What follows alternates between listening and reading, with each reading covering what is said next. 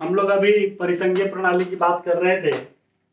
परिसंघीय प्रणाली में जो मैं बता रहा था सेवाओं का विभाजन के बारे में, उसमें ध्यान रखिएगा कि जो अखिल भारतीय सेवाओं के अधिकारी हैं जो राज्यों में तैनात होते हैं, जो आईएएस, आईपीएस, इंडियन पुलिस और आईएफओएस, इंडियन फॉरेस्ट सर्विस। अब ध्यान दीजिएगा कि इनकी नियुक्ति भारत के राष्ट्रपति द्वारा की जाती है और इनको जो है हटाने का प्रक्रिया भी भारत के राष्ट्रपति के द्वारा ही पूरा किया जाएगा। राज्य सरकारों का अधीन काम करते हुए राज्य सरकार इनके सिर्फ और सिर्फ एक ही काम कर सकती है, निलंबन। ध्यान रखिए, कई बार आता है। तो राज्य सरकार के पास भारतीय प्रशासनिक, पुलिस और वन सेवा के अधिकारी को सिर्फ जो है सस्पेंड, निलंबन करने की शक्ति होती है, इसके अलावा कोई शक्ति नहीं होती है। या ड्यूटी पर से हटा देना, वेटिंग फॉर ड्यूटी, ये भी एक तरीके से छोटा मोटा दंडात्मक भारी है और कुछ नहीं है। तो सिवाय निलंबन के या ड्यूटी पे से हटा देने के या ट्रांसफर कर देने के, इस विभाग से उस विभाग तक स्थानांतरण, इसके अलावा कुछ नहीं कर सकते। ये तीन ही काम स्टेट गवर्नमेंट आईएएस, आईपीएस और आईएफएस को कर सकती है। इसके अलावा कोई काम जो है स्टेट गवर्नमेंट नहीं कर सकती। इसके अलावा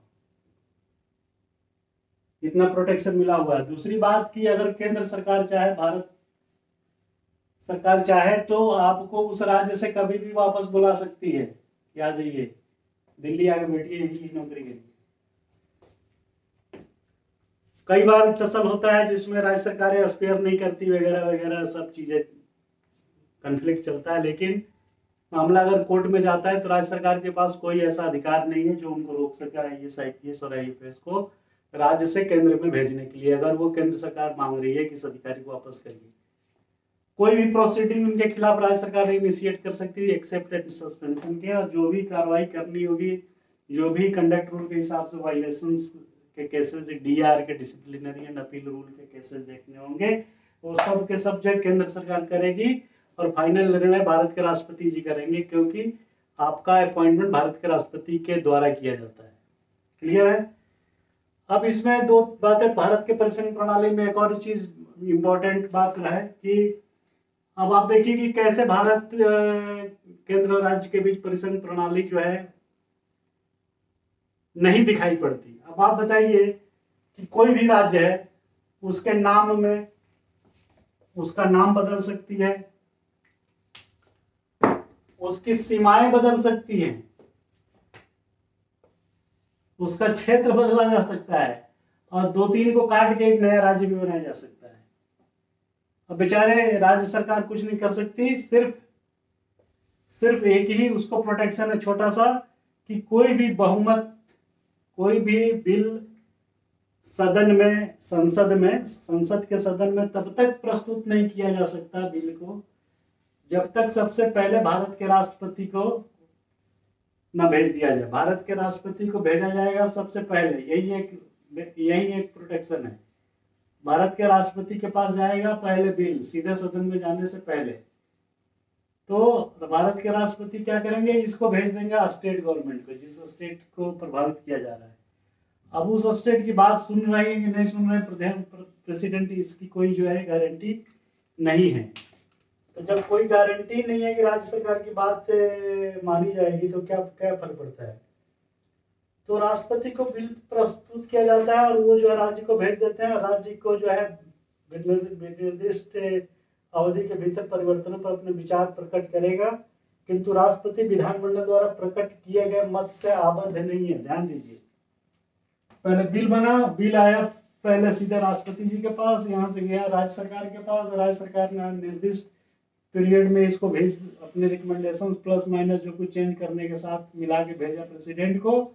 अभी प्रेसिडेंट साहब की मर्जी है, चाहे इसकी बात सुने या ना सुने, इसके लिए कोई बाध्यता नहीं है। ध्यान दीजिए, फिर वो प्रेसिडेंट के पास आने के बाद फिर जो चला जाएगा बिल हाउस ऑफ पार्लियामेंट में प्रस्तुत होगा, और प्रस्तुत होने के बाद सादा बहुमत मतलब 50% +1 के साथ जो है वो विधेयक पास हो जाएगा। और ऐसा करके जो है उसके राज्य के नाम, सीमा और ये सब चीजों में परिवर्तन आराम से किया जा सकता है, जिसमें कोई दो राय नहीं है।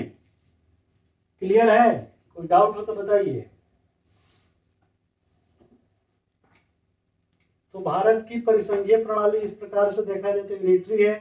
तो आप कृपा करके 2-3 सेगमेंट बना लीजिएगा, छांट लीजिए कि कौन कौन चीजें हैं, कौन कौन से फीचर्स हैं भारत के संविधान के ऐसे जो भारत को परिसंघीय बनाने का वो देते हैं फीचर, और कौन से ऐसे हैं जो परिसंघ बनाने के लिए वो करते हैं, रिफ्लेक्ट करते हैं। तो यूनिटरी हो गया, एकीकरण, हिंदी में एकीक बोलते हैं, सॉरी, एकीकरण तो इंटीग्रेशन होता है, यूनिटरी एकीक। कौन कौन से पैरामीटर हैं जो परिसंघ का दर्जा देते हैं, और तीसरा और कौन से एलिमेंट हैं जो सहकारी संघ को रिफ्लेक्ट करते हैं। क्लियर है? सहकारी संघवाद, तीनों चीजें जो है दिखाई पड़ती है। तो एकीक में राज्य वाला हो गया, जहां पर उसकी कोई बात सुनी नहीं जाती, जो अभी हमने बताया ना, राज्यों के नाम, सीमा, ये सब परिवर्तन के लिए बात जो भारत के राष्ट्रपति के पास जाएगा फिर इस पे, तो एकीक में वो आ जाएगा राज्य वाला, उसका नाम बेचारे को कोई पूछेगा नहीं। फिर उसके ऊपर जो है योजना आयोग बैठा हुआ है, जो न चाहते हुए भी संविधान में उसका कोई उल्लेख नहीं है, लेकिन फिर भी जो है इस पे वर्चस्व कायम किए रहता है।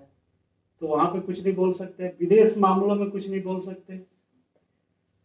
राज्यों के नाम हो गया, विदेश मामले हो गया, योजना आयोग हो गया। तो ये 2-3 और भी हो सकते हैं। परिसंघ में जो शक्तियों का विभाजन है ये आपको पता है, तो इसलिए परिसंघीय दिखाई पड़ता है।